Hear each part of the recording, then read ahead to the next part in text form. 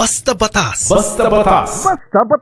Kasi pag nagpunta ka ng Divisoria, di ba mainit kasi dyan. Yeah. Nakuha yung mga nagtitinda dyan, wala silang mga yung mga talagang tindahan na para sa kanila. So may mga stall lang sila sa labas.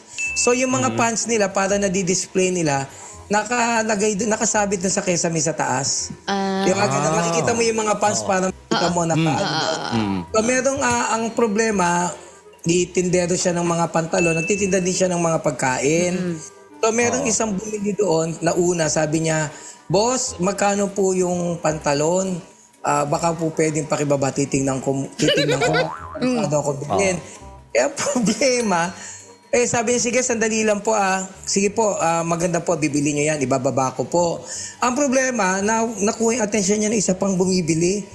Bumili ng corned beef, di binigyan niya ng corned beef. Yung pangatlo, yung kaya napag-usapan si itlog, bumili ng itlog. Oh. So, ang ginawa niya, binigay agad yung itlog doon sa nilabas niya yung itlog, binigay niya doon sa bumili. So nagalit ngayon yung unang bumibili. Sabi niya, "Pambihira ho naman, bakit silang inuna niyo pa? Dapat ang ginawa niyo, ako na una dapat ang ginawa niyo, binaba niyo muna yung pants bago niyo nilabas yung itlog."